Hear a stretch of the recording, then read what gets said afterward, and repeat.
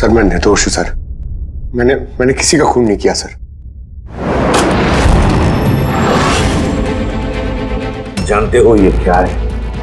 DNA report है sir. फिर तो तुम्हें ये भी पता होगा कि इस रिपोर्ट में क्या लिखा है, और फिर भी तुम चाहते हो कि मैं मान लूं कि तुम निर्दोष हो, तुम गुनहगार नहीं हो। सर आपने हमेशा हमें ये सिखाया सर कि सच से बड़ा दुनिया में कुछ भी नहीं है सर। इस केस की भी यही सच्चाई है सर। मैंने किसी का खून नहीं किया सर, मैं सच कह रहा हूं। अगर तुमने खून नहीं किया है तो फिर तुम्हारा खून उस हथियार पे कैसे पंकज? मुझे नहीं पता सर। कैसे नहीं पता तुम्हें? हा? ये जो तुम्हारे हाथ पर चोट लगी है, ये जो खून का निशान है, वो चीख चीख के कह रहा है कि गुनहगार तुम ही हो पंकज, तुम हो। सर मैंने आपको बताया था सर, मैं ऑटो से जब ब्यूरो आ रहा था सब तब कटा था सर।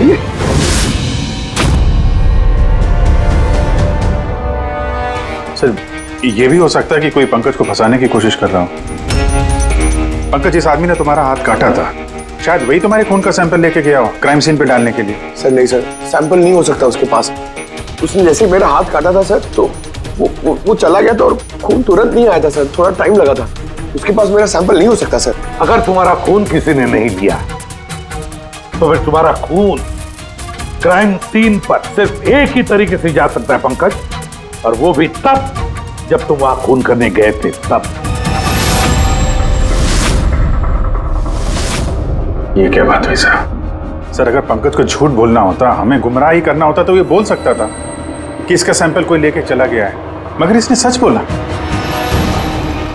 इसका सच कोई मायने नहीं रखता क्या सर?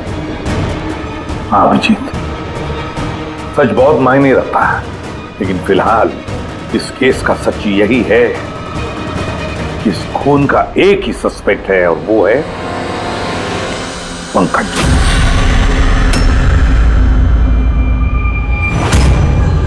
मैं तुम्हें सीआईडी से सस्पेंड कर रहा हूं। सर मेरा यकीन कीजिए सर, मैं सच कह रहा हूं। मैंने खून नहीं किया, मुझे मेरे पिताजी की कसम है सर। पंकज, तुम्हारी गन और बैच। सर एक बेटा अपने पिता के श्राद्ध के दिन उसकी झूठी कसम कैसे खा सकता है सर? मैंने तुमसे नहीं पूछा फ्रेडी। गन और बैच।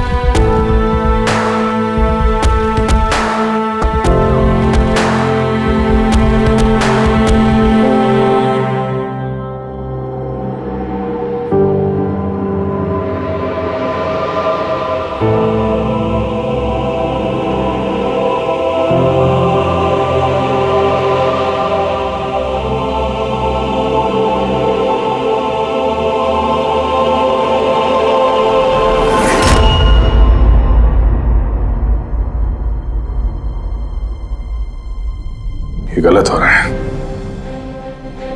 एकदम गलत हो रहा है। नो ऑफेंस सर, लेकिन आप हम सब पे ऐसे हमेशा शक नहीं कर सकते। ये तुम क्या कह रहे हो अभिजीत? क्या गलत कहा मैंने? जब भी कभी किसी सीआईडी ऑफिसर के ऊपर झूठा इल्जाम लगता है, आप हम पे कभी भरोसा नहीं करते। ये तुम क्या बोल रहे हो अभिजीत? मुझे तुमसे ये उम्मीद नहीं थी। हमारी भी थोड़ी बहुत उम्मीद है सर आपसे। आपके एक इशारे पे जान देने को तैयार खड़े रहते हैं हम लोग। तो क्या इतनी सी उम्मीद रखना गलत है कि हमारे बुरे वक्त पे आप हमारा साथ देंगे, हम पे भरोसा रखेंगे? तो क्या मैं साथ नहीं दे रहा? सच जाने की कोशिश नहीं कर रहा हूं मैं? सच के इस सफर में आपने कई बार हमारे आत्मसम्मान को चोट पहुंचाई है सर, हमारे फर्ज, हमारी वफादारी पे शक करके। जब मुझ पे झूठे इल्जाम लगे थे, आपने मुझ पे भरोसा नहीं किया था। और जब तक अभिजीत निर्दोष साबित नहीं होता, उसे जेल में ही रहना होगा। जब दया पे झूठे इल्जाम लगे, आपने इस पे भी भरोसा नहीं किया। मगर शायद आप ही एक बात भूल गए, एक बार आप पे भी ऐसा झूठा इल्जाम लगा था।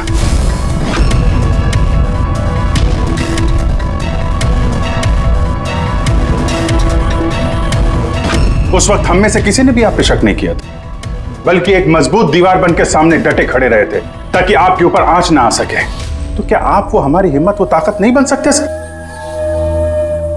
अभिजीत, मुजरिम से भी ज्यादा खतरनाक होता है एक इमोशनल सीआईडी ऑफिसर। तुम इमोशनल बन गए हो अभिजीत। मैं तुम्हें इस केस से हटा रहा हूं।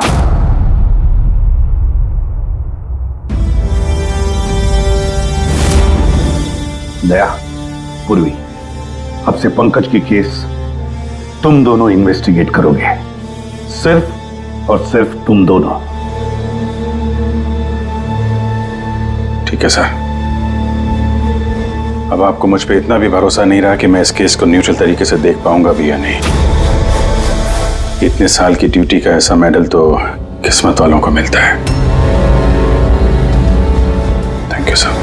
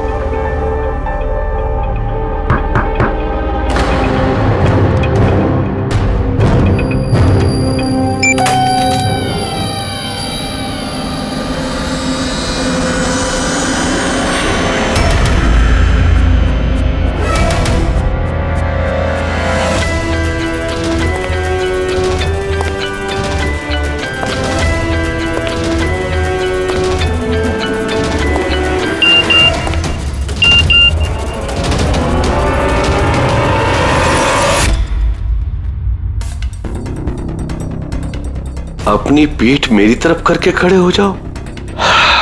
चलो ये भी करके देख लेते हैं।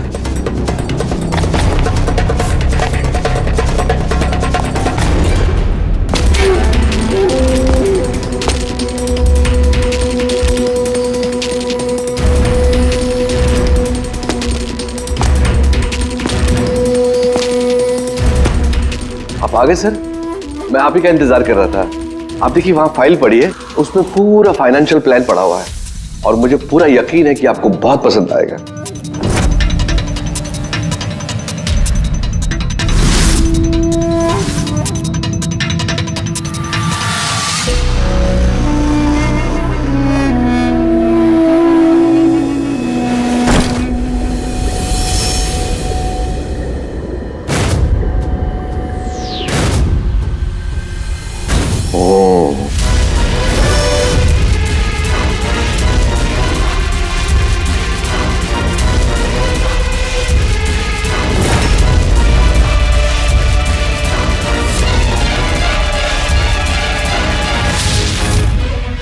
अरे ये तो नकली है।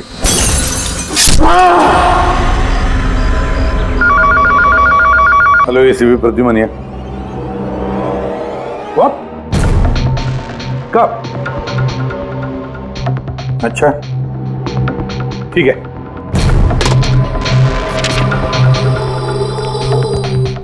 दया, अभिजीत, विक्रम विजय का खून हो गया।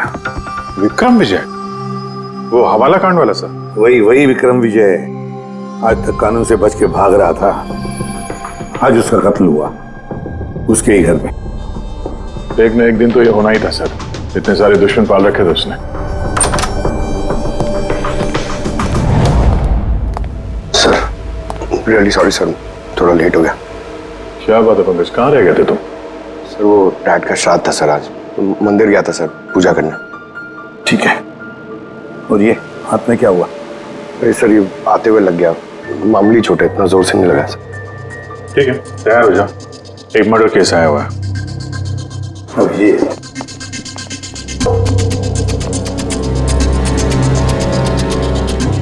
इसका मर्डर हुआ है? विक्रम विजय का।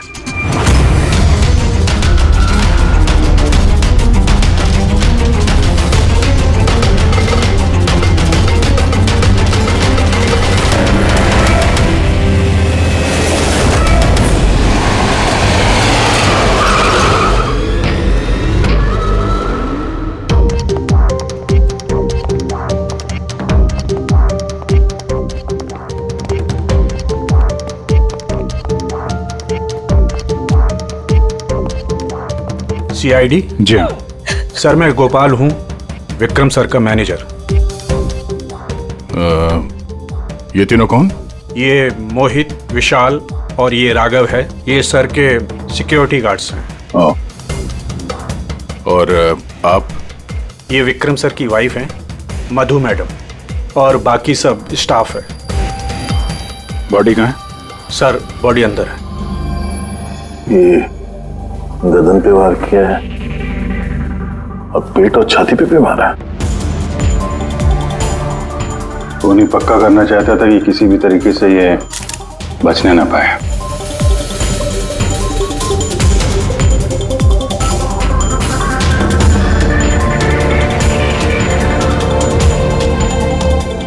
लगता है इससे हमला किया है इस पे।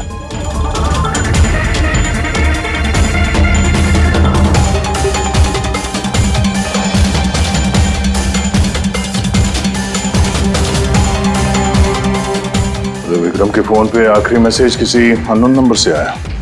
अपनी पीठ मेरी तरफ करके खड़े हो जाओ। पीठ मेरी तरफ? मतलब वो आदमी इसको अपना चेहरा नहीं दिखाना चाहता था क्या?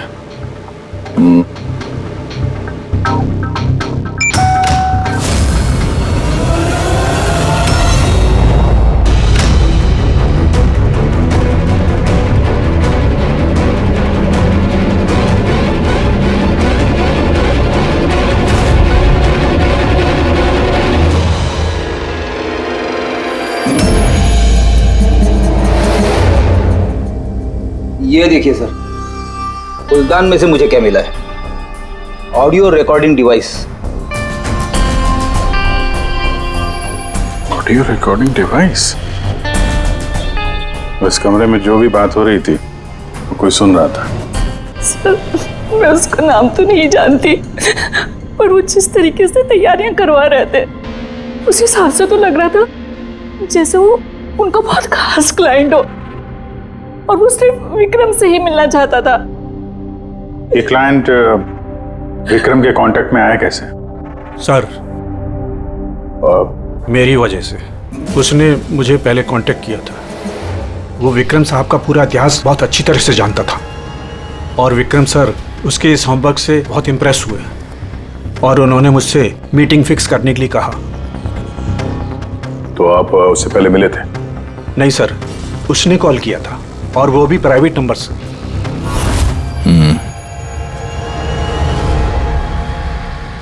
तो आप लोगों ने मीटिंग से पहले पूरी तैयारी कर ली थी? हाँ जी सर। उस कमरे को अच्छी तरह से चेक कर लिया था? हाँ। तो फिर ये ऑडियो की रिकॉर्डिंग डिवाइस ये कमरे में कैसे पहुंची? सर ये कहाँ से आया? फ्लावर में। फ्लावर पॉट में? वो तो तूने चेक किया था ना मोहित? मैंने चेक किया था सर, लेकिन मुझे फ्लावर पॉट में दिखा नहीं था। दिखा नहीं था? जी नहीं। अच्छा, ऐसे कैसे दिखा नहीं था? ब्यूरो चल, वहां पे अच्छे अच्छे को दिखने लगता है।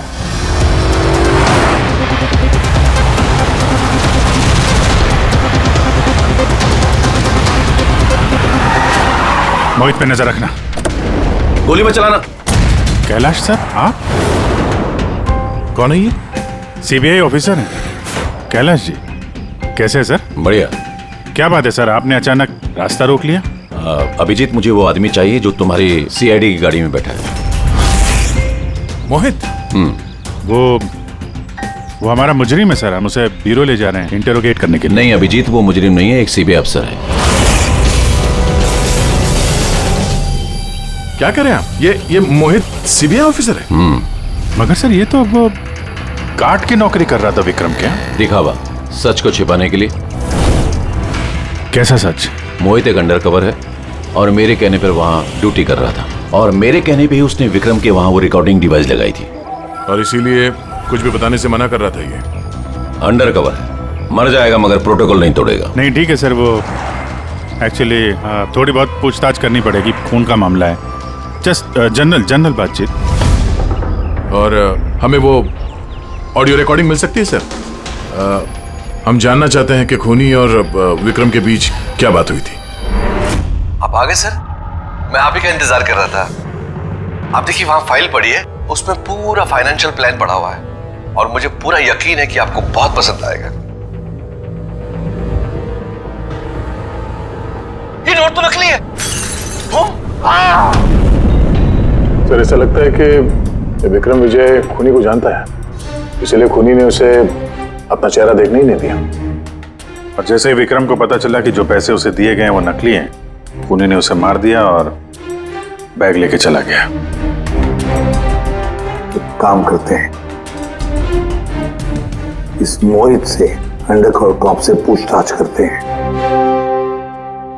सॉरी सर, ये केस अभी तक बंद नहीं हुआ है, इसलिए अगर मैं आप लोगों को कुछ भी और बताता हूँ तो वो प्रोटोकॉल का उल्लंघन होगा, विच आई डोंट वांट।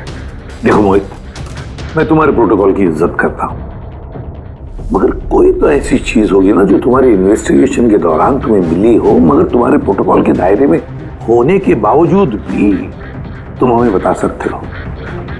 कुछ तो बताओ जिसके जरिए हम खूनी तक पहुंच सके। मैं आप लोगों को केवल इतना बता सकता हूँ कि पिछले काफी सालों से सीबीआई इस विक्रम विजय के पीछे लगी हुई थी। आज से 15 साल पहले, सन 2002 में सीबीआई ने एक अंडरकवर ऑफिसर को भी विक्रम विजय के पीछे लगाया था, कुछ खास सबूत इकट्ठा करने के लिए, लेकिन कुछ हासिल नहीं हुआ और अनफॉर्चुनेटली हमारे वो ऑफिसर मारे गए। एक मिनट, नाम क्या था इस ऑफिसर का? इंस्पेक्टर अधिराज।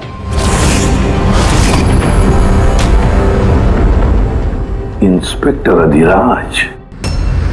इस बोतल पे जो खून है, इस खून में विक्रम की डीएनए के अलावा किसी और का भी डीएनए। विक्रम के डीएनए के अलावा किसी और का भी डीएनए है? मेरे कहने का मतलब है कोई और भी था। कौन था सालुंखे? तो अपने क्रिमिनल डाटाबेस में कंपेयर करके देखा, मैच करके देखा तूने? उसकी जरूरत नहीं पड़ी। जरूरत नहीं पड़ी का क्या मतलब है सालुंखे? किसका डीएनए है वो? वो डीएनए पंकज का है। व्हाट?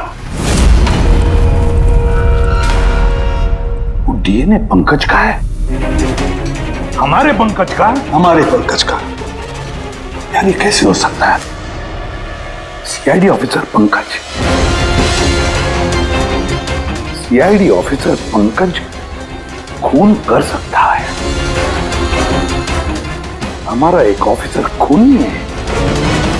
लेकिन सर पंकज खून क्यों करेगा? वही तो,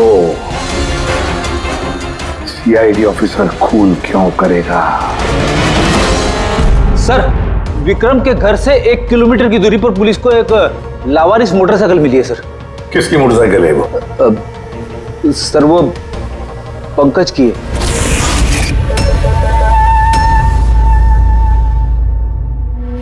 लगा मुझे। क्या मतलब? पंकज की बाइक पड़ी है वहां पे और आप लोगों को हैरानी नहीं हुई? फ्रेडी, विक्रम विजय जिसकी मौत हुई है आज, 15 साल पहले अधिराज जी, पंकज के पिता, एक अंडरकवर कॉप, बॉडीगार्ड बन के विक्रम विजय के खिलाफ सबूत इकट्ठा कर रहे थे और उसी दौरान वो मारे भी गए। मतलब सर, पंकज को ये लगता है कि उसके पिताजी की मौत के पीछे विक्रम विजय का हाथ था और इसीलिए उसने अपने पिताजी की मौत का बदला लेने के लिए।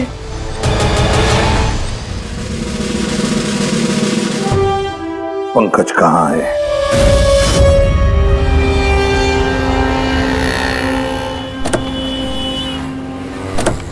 अरे सर, आप लोग? यही सवाल तो हम भी तुमसे पूछने वाले थे। तुम यहाँ क्या कर रहे हो? तुम तो बीमार थे ना? अरे सर, बाइक चोरी हो गई थी मेरी। ये सामने पुलिस स्टेशन में रिपोर्टर कराने आया था। ये देखिए। हमें पता है तुम्हारी बाइक कहाँ है। आप लोग को कैसे पता सर? तुम्हारी बाइक विक्रम विजय के घर के पास मिली है। वही विक्रम विजय जो तुम्हारे पिता का खूनी है। जब ब्यूरो में एसीपी साहब ने बताया कि विक्रम विजय का खून हुआ है, तो तुम्हें पता था ना कि वही विक्रम विजय है? हाँ सर। अरे तो ब्यूरो में क्यों नहीं बताया तुमने? तुम्हें बताना चाहिए था ना कि विक्रम विजय तुम्हारे पिता का खूनी है।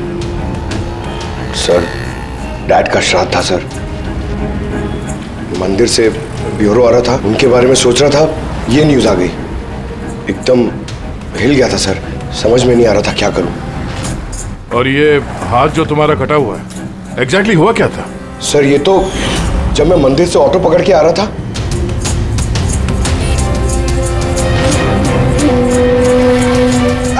क्यों साहब? तो एक अनजान आदमी ये घाव देके चला गया, यूं ही बेवजह। सर, मैं जानता हूँ यकीन करना थोड़ा मुश्किल है, लेकिन सच यही है सर। पंकज यार, तुम तो हमेशा बाइक पे ब्यूरो आते थे ना, अचानक ऑटो में कैसे आया? अचानक नहीं सर, मेरी बाइक तो 2 दिन से खराब पड़ी है। तो तुम्हारी खराब पड़ी हुई बाइक कोई लेकर गया, उसने उसे रिपेयर करवाया और ठीक होने के बाद उसे एक लावारिस जगह पे छोड़ दिया। वो भी संयोग से एक ऐसे इंसान के घर के पास छोड़ दिया जिसका आज ही खून हुआ और जो तुम्हारे पिता का खूनी भी है। सर, आप लोग मुझ पे शक कर रहे हैं? आप लोग को लग रहा है उस विक्रम विजय को मैंने मारा है?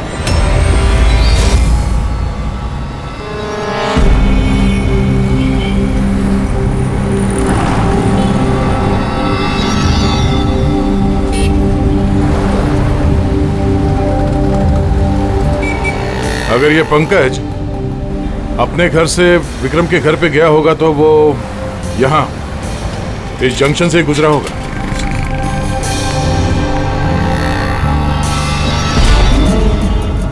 सर, सिग्नल पे सीसीटीवी कैमरा लगा हुआ है। इस सीसीटीवी कैमरा के फुटेज से पता चल जाएगा कि पंकज यहाँ से गया था उस बाइक पे या कोई और था वो।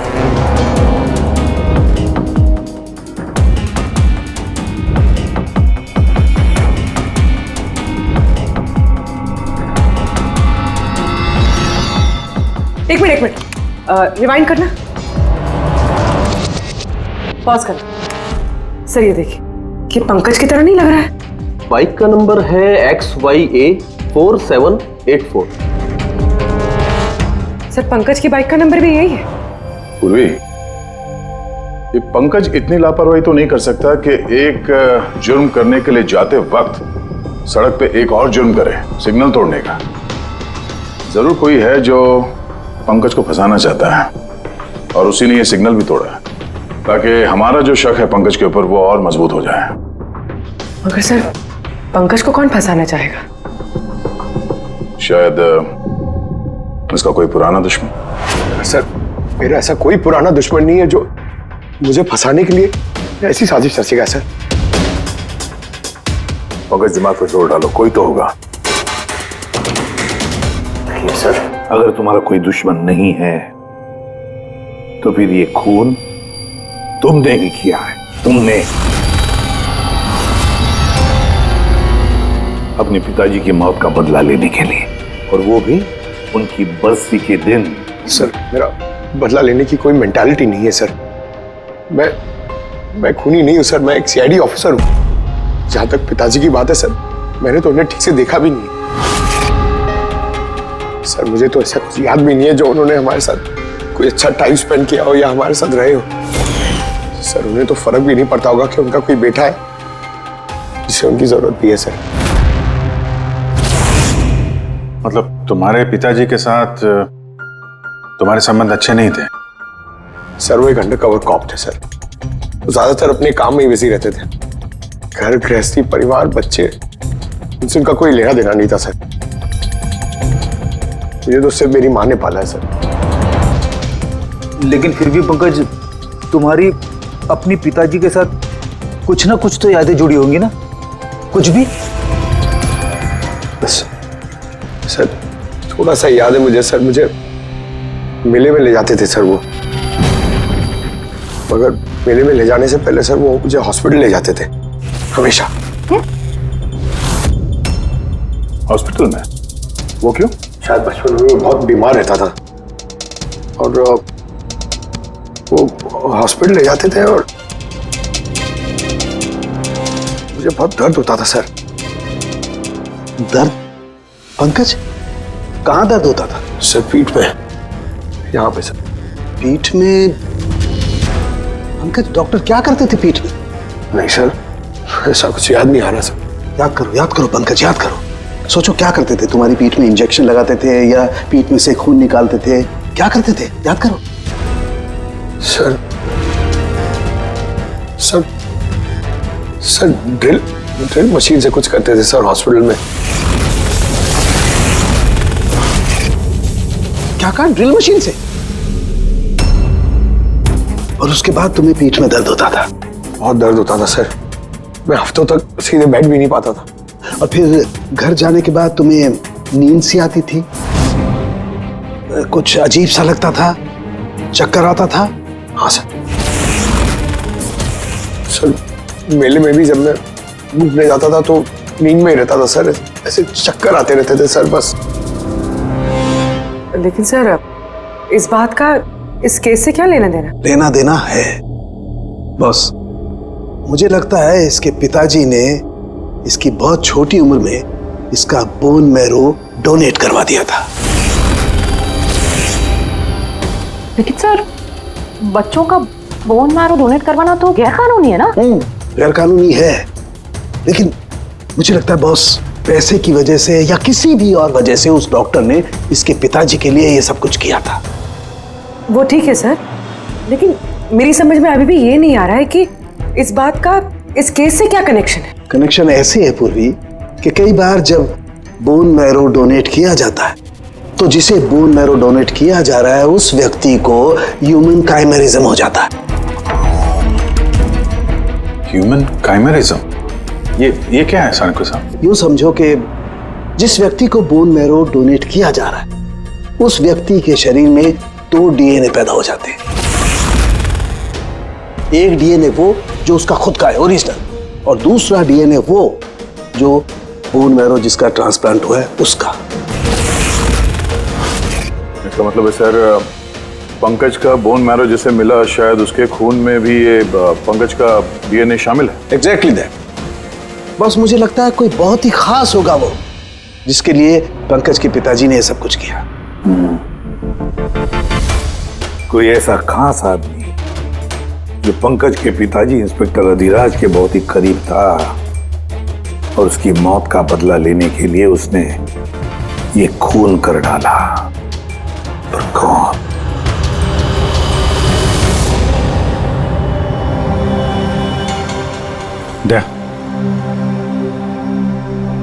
Hi sir. हेलो अभिजीत।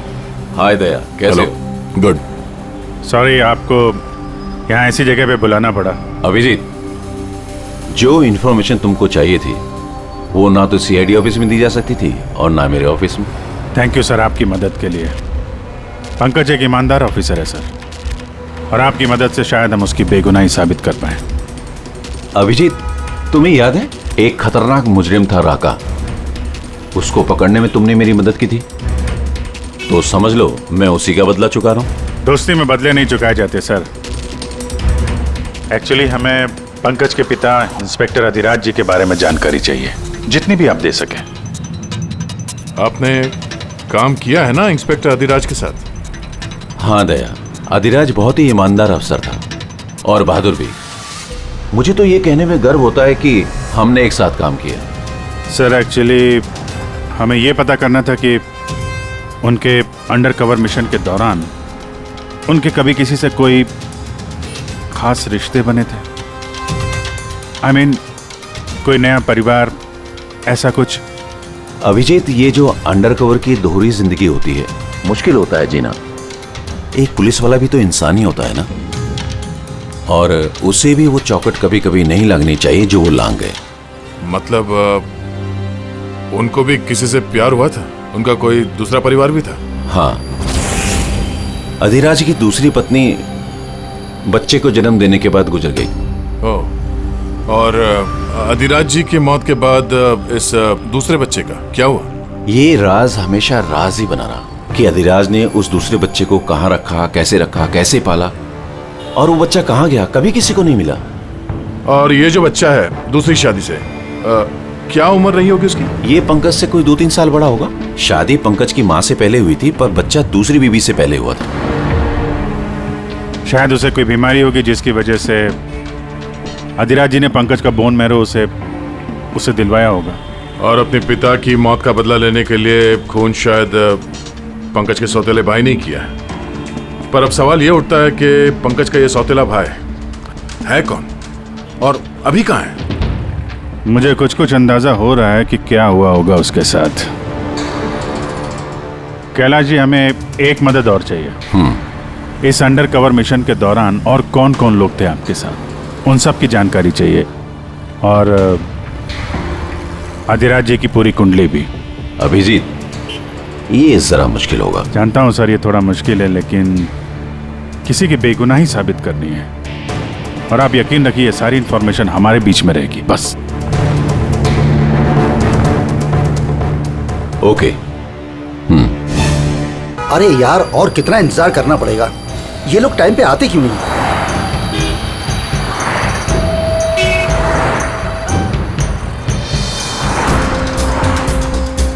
अरे यार, आधे घंटे से इंतजार कर रहा हूँ। अरे मुझे आज ही पूरा पैसा चाहिए। अरे मुझे निकलना है इस शहर से आज ही। तेरा हिसाब तो मैं आज, अभी और इसी वक्त चुकता कर दूंगा।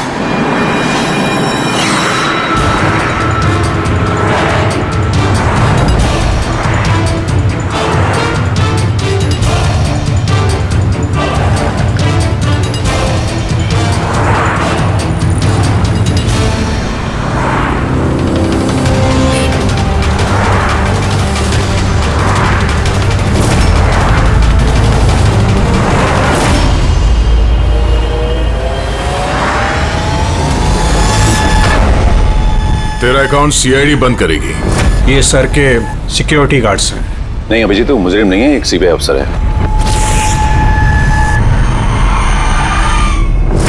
पिता के कर्ज को पूरा करना हर बेटे का धर्म होता है सर,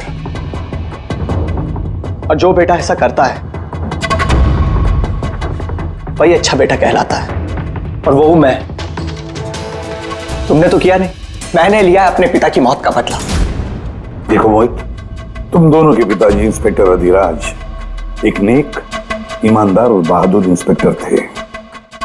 क्या लगता है तुम्हें, उन्हें तुम जैसे मुजरिम बेटे पर गर्व होगा या पंकज जैसे ईमानदार सीआईडी ऑफिसर पर? तो सच बात तो यह है कि पिताजी को हमेशा से इस पंकज पर गर्व था, और प्यार भी वो इससे ही ज्यादा करते थे। मुझे तो उन्होंने अनाथ आश्रम में डाल दिया था सर, ताकि उनके दूसरे परिवार पे कोई आंच ना आ सके। वो ये बात बताती तो हमारे पास आई क्यों नहीं? मैं तो भाई हूं तुम्हारा यार, हम दोनों मिलके पकड़ते विक्रम को, और कानून के रास्ते। नहीं चाहिए थी मुझे तुम्हारी मदद। हमारे पिताजी के कातिल को कैसे पकड़ना है और कैसे उससे बदला लेना है, ये सारी प्लानिंग मैंने कर रखी थी सर, बहुत सालों से। और यही कारण है कि मैं सीबीआई ऑफिसर बना, और ठीक हमारे पिताजी की तरह ही एक अंडरकवर ऑपरेशन पे गया विक्रम विजय के खिलाफ। लेकिन इस बार उसे सजा दिलवाने के लिए नहीं सर, बल्कि उसे खत्म करने के लिए। एक सीबीआई ऑफिसर होकर भी तुमने जुर्म किया। तुम जैसे लोगों की वजह से ही लोग कानून पर विश्वास करने से कतराते हैं। इस काम में केतन ने तुम्हारी मदद की थी ना? हाँ सर, केतन भी मेरे पिताजी के साथ काम करता था। वो भी एक अंडरकवर कॉप था। उसी ने मुझे सब कुछ बताया और उसके बताने से ही मुझे पता चला कि बचपन में मेरा एक ऑपरेशन भी हुआ था। और जब तुम्हें पता चला कि तुम्हारे खून में 2 डीएनए, एक तुम्हारा दूसरा मेरा, तो तुमने खून करके मुझे ही फंसा दिया। हाँ, और इसीलिए मैंने अपना खून बहाकर उस हथियार पे डाल दिया था और उसके बाद तुम्हारा हाथ काटा ताकि एक तीर से 2 निशाने लग जाए। मेरे दोनों दुश्मन, हमारे पिताजी का कातिल वो Vikram Vijay. Hello Kailash sir. Sir मैंने विक्रम विजय के रूम में ऑडियो डिवाइस लगा दिया।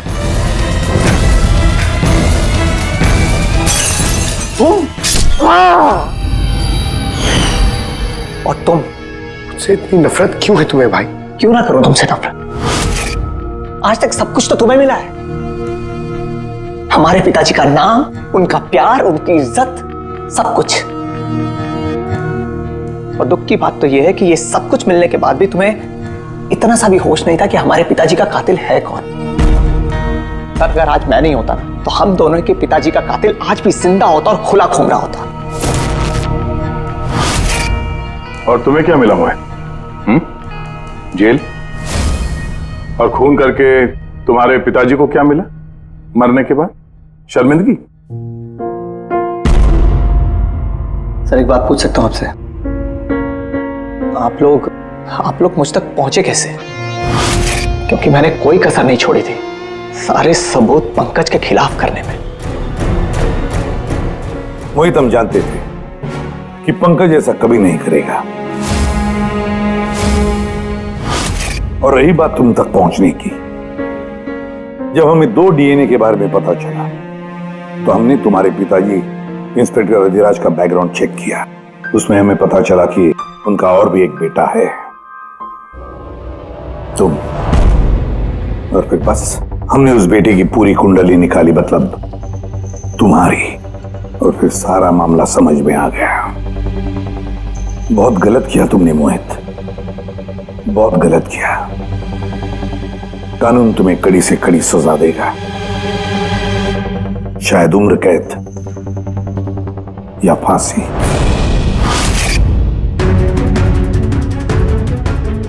रेडी?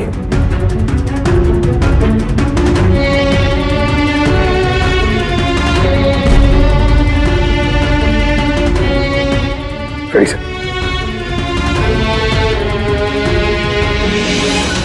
मैं जानता हूं तुम्हारे दिल में सिर्फ मेरे लिए कड़वाहट है, मगर मुझे पता ही नहीं था कि मेरा कोई एक भाई है। मुझे नहीं मालूम कि तुम्हारे साथ क्या होने वाला, मगर तुम एक बात हमेशा याद रखना, मैं तुम्हारा इंतजार कर रहा हूं। I'll wait for you.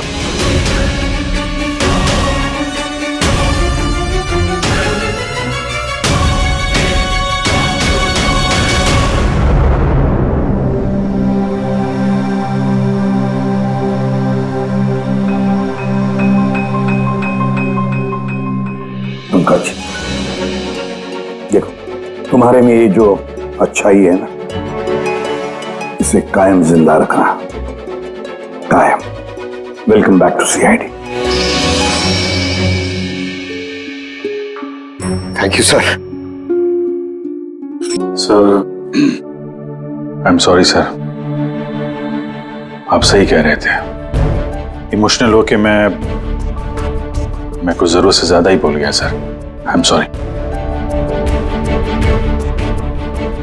देखो अभिजीत, तुम सब लोग मेरे लिए ना सिर्फ सीआईडी ऑफिसर्स हो, बल्कि मेरा गुरूर हो, मेरा आत्मविश्वास हो, मेरी ताकत हो। और एसीपी प्रद्युमन ने आज तक अपनी ताकत पर कभी शक नहीं किया और ना कभी करेगा। इम्तिहान की घड़ियां तो आती है और आती रहेंगी भी, मगर फर्ज की राह पर चलते वक्त अगर अपने बेटे पर भी गोली चलाना क्यों न पड़े, हाथ कांपने नहीं चाहिए।